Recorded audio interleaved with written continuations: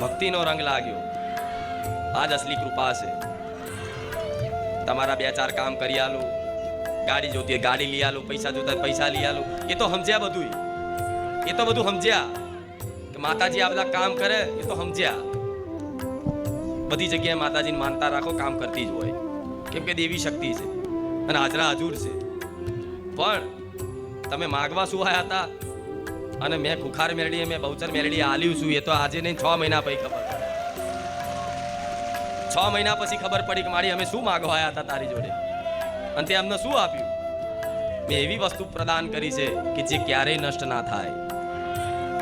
કદાચ રૂપિયા ધન દોલત આપી દઉં, રૂપિયા ધન દોલત આપી દઉં, મિલકત આપી દઉં, માન સન્માન ઇજ્જત આપી દઉં, આ બધુંય આપી દઉં ને, તો આ બધુંય સમય જતા રૂપિયા નષ્ટ થાય, મિલકત નષ્ટ થાય, માન સન્માન નષ્ટ થાય, બધું જ નષ્ટ થાય આ સંસારમાં. પણ એકમાત્ર ભગવાનનું નામ એવું છે કે જન્મો જન્મ સુધી નષ્ટ થતું. મારા રામનું નામ એવું છે કે આ જન્મ નહીં, જન્મો જન્મ સુધી આ રામ નામ તમારો સાથ નહીં છોડે, એટલો વિશ્વાસ રાખજો. કેમ? કેમ કે ભગવાન એ અનંત છે, અસીમ છે. ભગવાન શું? અનંત છે, જેનો કોઈ અંત નથી. બ્રહ્માંડમાં ગમે તેટલી દૂર વિજ્ઞાન પહોંચશે ને, વિજ્ઞાન ગમે તેટલું બ્રહ્માંડમાં પહોંચશે ને, એટલું બ્રહ્માંડ વિશાળ થતું જાય છે, એટલું વિશાળ થતું જાય છે. જોવો છો ને આજે કોઈ મંગળ ઉપર જાય, કોઈ ચંદ્ર ઉપર જાય, કોઈ પેલા ગ્રહ ઉપર જાય, કોઈ સૂર્યની નજીક પહોંચી જાય. તેઓ વિશાળ બ્રહ્માંડ છે, વિશાળ. વિજ્ઞાન જેટલું પહોંચવાની કોશિશ કરશે ને એટલું મોટું બ્રહ્માંડ થતું જાય છે. તેવા અનંત બ્રહ્માંડ છે ઉપર. કેટલા અનંત બ્રહ્માંડ. એ અનંત બ્રહ્માંડના સ્વામી હોય તો મારા રામચંદ્ર ભગવાન. એ અસીમ છે, એની સીમા નહીં કોઈ. એ અનંત છે, એનો અંત નહીં કોઈ. તો જો ભગવાન અસીમ છે, અનંત છે, તો ભગવાનનું નામ અસીમ છે, અનંત છે. વિશ્વાસ રાખજો. શું? ભગવાનનું નામ અનંત છે, અસીમ છે. એટલે મારા ભક્તોને, બારેજા ધામ આવનારા ભક્તોને મેં સોલંકી પેઢીની માતાએ રામ નામ પ્રદાન કર્યું છે. જેમાં કોઈ વસ્તુ વારણ કારણ મૂળા જોડા દાણા જોવાનું કશું જ કર્યા વગર આપે રૂપે ખાલી રામ નામના સહારે અને મારી ખુખાર મેલડીની વાત સાંભળી અને જીવનમાં પાલન કરવાથી કલ્યાણ છે. મારી વાતોનો જેણે જેણે વિશ્વાસ રાખ્યો છે ને, એનો આખા જીવન પરિવર્તન થઈ ગયા છે. આ એનો મેળો થાય છે દર રવિવાર. કે ખુખાર મેલડીના, બહુચર મેલડીના શું એવા ચમત્કાર થાય છે, એટલે દિવસે દિવસે દિવસે દિવસે એના ભક્તો વધતા જ જાય. મારા ભક્તો ક્યારે ઘટ્યા? દિવસે દિવસે વધતા જાય, દિવસે દિવસે વધતા જાય. તો ક્યાંક ને ક્યાંક બારેજા ધામ સાથે જોડાવામાં કંઈક નો કંઈક જીવનમાં લાભ થતો હશે. બારેજા ધામ સાથે જોડાવામાં, બારેજા ધામ આવવાથી, બહુચર મેલડીના દર્શન કરવાથી, બહુચર મેલડીમાંનું પ્રવચન સાંભળવાથી કંઈક ના કંઈક જીવનમાં લાભ થતા હશે ને, ત્યારે મનુષ્ય જોડાતા જ જાય છે, જોડાતા જ જાય છે. ભક્તોની ભીડ વધતી જ જાય છે દિવસે દિવસે દિવસે દિવસે દિવસે દિવસે.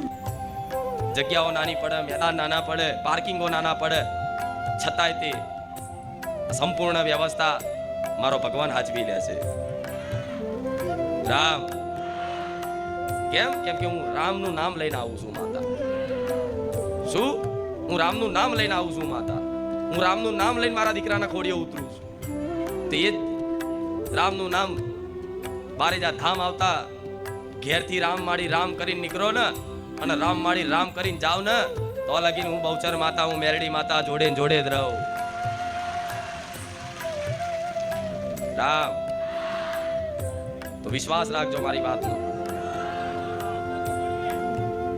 હું માતા આવી રામવાડી મેલડી માં તરીકે કેમ ઓળખાઈ? કેમ? મારો ભગવાન મારી જોડે છે. તો જો મારા રામચંદ્ર ભગવાન મારી જોડે હોય અને રામના બળથી, રામના પ્રતાપથી, રામ નામના પ્રતાપથી હું જે બોલું છું ને યાદ બની જાય છે. રામબાણ બની જાય છે, બની જાય છે ને. તો આ રામનું નામ પ્રદાન કર્યું હોય અને તમે ભાવથી, હેતથી, પ્રેમથી, શ્રદ્ધા અને વિશ્વાસપૂર્વક આ સ્વીકાર કર્યું હોય ને, તો બસ દરેકને એક જ પ્રાર્થના કરીશ કે તમારી ધીરજ ના ખૂટી જાય એનું ધ્યાન રાખજો. ગાદી પર બિરાજમાન થતા પહેલા રામધૂન કેમ કરાવું છું? પ્રવચનની શરૂઆત કરાવતા પહેલા રામધૂન કેમ કરાવું છું? કઈ પણ વસ્તુ કરાવવા પાછળ કંઈકનું કંઈક કારણ હોય છે, એટલે અહીંથી રામવાડી મેરડીમાં કરાવે છે. તો રામધૂન કેમ કરાવું છું? રામધૂન એટલા માટે કરાવું છું કે આ લાખો ભક્તો અહીંયા આશા સાથે આવે છે કે અમે સુખી થઈ જઈએ માં, અમે દુઃખી છે માં, અમને અમારા જીવનમાં સુખ પ્રદાન કરો. કંઈક ના કંઈક સાંસારિક કાર્યો નહીં થતા હોય, કોઈ પણ સમસ્યા હશે, પણ કંઈક ને કંઈક સમસ્યાનું સમાધાન કરવા માટે તમે બારેજા ધામ આવો છો. તો તમે અહીંયા આવો છો તો આખું અઠવાડિયું સંસારમાં હરતા ફરતા જેટલાય ટેન્શનોમાં, જેટલી ચિંતાઓથી ઘેરાયેલા હોય, જેટલાય દુઃખોથી ઘેરાયેલા હોય, અને થાકી નિરાશ થઈ અને ફરી એક વખત બારેજા ધામ રવિવારના દિવસે આ રીતે આવીને બેસી જતા હોય ને, તો આ સંસારનો મેલ તમારા મન ઉપર ચોટ્યો હોય. અત્યાર સુધી ભગવાનથી વિમુખ હતા, માતાજીથી વિમુખ હતા, તો ભગવાન માતાજીથી વિમુખ હોય એ મનુષ્યથી હર હંમેશા વગર જાણે કે અજાણે પાપ જ બનતા હોય. પાપ કરવા માટે કોઈ પ્રયત્ન કરતો નહીં માણસ, આપે રૂપે પાપ જ બને. મતલબ ભગવાનથી કોઈ એવું કે મારા જીવનમાં કોઈ એવા પાપ નહીં બન્યા, તો ભગવાનથી વિમુખ રહો અને જે કર્મ કરો એ બધા પાપ ગણાય. તો અત્યાર સુધી તમે 5 વર્ષ પહેલા કે 2 વર્ષ પહેલા કે 10 વર્ષ પહેલા તે ભગવાનથી વિમુખ હતા, માતાજીથી વિમુખ હતા, એ બધા પાપ જ બન્યા છે. અને આ પાપ જન્મો જન્મથી ચાલતા આવ્યા છે. પાપનું પરિણામ શું છે? દુઃખ. શું પાપનું પરિણામ શું છે?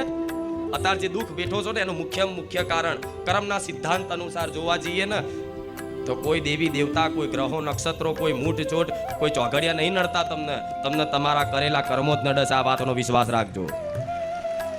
શું દુઃખનું મુખ્ય કારણ કર્મના સિદ્ધાંત અનુસાર શું છે? પાપ કર્મ. આ દુઃખ છે અત્યારે વર્તમાનમાં. તો વિશ્વાસ રાખજો અમારી વાતનો. ક્યાંક નું ક્યાંક પૂર્વમાં તમારો કોઈ એવો અપરાધ બની ગયો છે, કોઈ એવું પાપ બની ગયો છે, એના ફળ સ્વરૂપ અત્યારે હાલ તમે દુઃખની પરિસ્થિતિમાં રહો છો.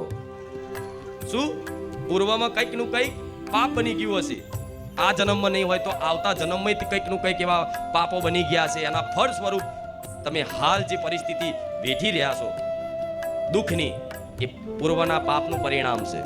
શું છે? પૂર્વના પાપનું પરિણામ છે. અને હાલ કઈ બી તમે જીવનમાં નાનું મોટું સુખ અનુભવ કરતા હોય, એ પૂર્વના કંઈક ના કંઈક પુણ્યનું પરિણામ છે. શું છે? પુણ્યનું પરિણામ છે. તો આ પાપ પુણ્યના ખાતાના કર્મના સિદ્ધાંત અનુસાર આ જીવનમાં સુખ દુઃખ આવતા જ જતા રહે. શું સુખ દુઃખ આવતા જ જતા રહે. તો તમે ક્યારે એવી ઈચ્છા ના કરતા કે હું કાયમ માટે બસ સુખી જ રહું. ના, જીવનમાં સુખ આવશે ને તો પાછળ દુઃખય વેઠજો. આવશે, દુઃખ આવશે જ. હું નહીં કહું સંપૂર્ણ રીતે તમે સુખી થઈ જશો, પણ આ રામ નામ કેમ પ્રદાન કર્યું છે, રામ નામ જપ કેમ કરાવું છું? એટલા માટે કરાવું છું કે પાપોનું કારણ શું છે? દુઃખ. પાપ કરવાનું કારણ શું? દુઃખ. તો એ દુઃખ દૂર કરવા માટે પાપોનો નાશ કરવો પડશે. કરવો પડશે ને. જે પાપ અત્યારે હાલ તમારા મન મસ્તિષ્કમાં છે, કે જે પાપ એટલા અસંખ્ય હોવાથી તમે ભગવાન માતાજીનું નામ લો, એની આરતી કરો, એની ઉપાસના કરો, એની પૂજા કરો, ત્યારે તમારું મન નહીં લાગતું હોય. દરેકનું મન નહીં લાગતું. મન પરાણે લગાવવું પડશે. મન કોઈનું લાગતું, મનને છૂટું રાખો ને તે પાપ બાજુ જ જાય, ક્યારે તે સત્કર્મ બાજુ જાય. એટલે પરાણે મનને લગાવવું પડશે. કેમ કે મન લાગવાનું નહીં કારણ શું છે? પાપ પડ્યા છે, મન મલિન છે. શું છે?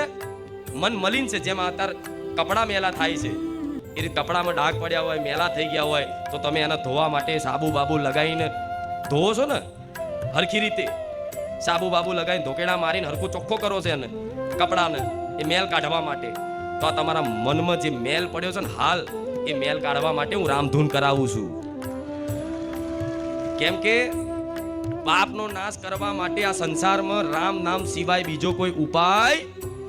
આજે ચિંતાઓથી ઘેરાયેલા છો, માનસિક પરેશાન થાવ છો, કાલની ભવિષ્યની ચિંતાઓ કરો છો, દીકરા દીકરીઓની ચિંતાઓ કરો છો, પોતાના શરીરની ચિંતાઓ કરો છો. આ ચિંતાઓ થાય છે એનો અર્થ એવો છે કે ક્યાંક ને ક્યાંક પૂર્વમાં તમારા પાપ કર્મ બન્યા હોય, એના ફળ સ્વરૂપ આ કર્મ તમને ચિંતાઓથી ઘેરી નાખે, જીવનમાં નિરાશા અપાવો, મહેનત કરો છતાંય ફળ ના મળે. આ બધી પરિસ્થિતિ થાય છે ને બધાના જીવનમાં. હા, તો શું કરવું પડશે? પાપોનો નાશ કરવો પડશે. તો પાપોનો નાશ કરવા માટે પુણ્ય કરશો ને, તો પુણ્ય કરવાથી પુણ્ય વધશે, પુણ્યની વૃદ્ધિ થશે. શું? પુણ્યની વૃદ્ધિ થશે. પણ પુણ્યથી પાપોનો નાશ નહીં થાય. ખબર પડે છે ને મારી વાત? પુણ્ય કરવાથી પુણ્ય વધશે, એનું ખાતું વધશે, બેલેન્સ વધશે, પણ એ પુણ્યના બળથી પાપનો નાશ થતો નથી. પણ પાપનો નાશ કરવા માટે એકમાત્ર જ ભગવાનનું નામ. બસ બીજું આ સંસારમાં કોઈ વસ્તુ કામ આવતી, કોઈ સાધન કામ આવતું, કોઈ પદ્ધતિ, કોઈ ઉપાય કામ આવતા નથી. ખાલી માત્ર ભગવાનનું નામ. તો આ ભગવાનનું નામ તમે રામ રામ રામ રામ જપો છો ને, તો આ રામ નામ રૂપી સાબુથી આ તમારા મનનો મેલ ધોવાય છે. શું મનનો મેલ ધોવાય છે? તો આ મનનો મેલ રોજ રામ રામ કરશો ને, તો આ રામ નામ રૂપી સાબુથી આ મનનો મેલ રોજ ધોવાતો જશે, રોજ ધોવાતો જશે, રોજ ધોવાતો જશે ને. આપે રૂપે તમને અંતર આત્મામાં એવો આનંદની અનુભૂતિ થશે કે તમે માતાજી ભગવાન જોડે એના સિવાય બીજું કશું નહીં માગો.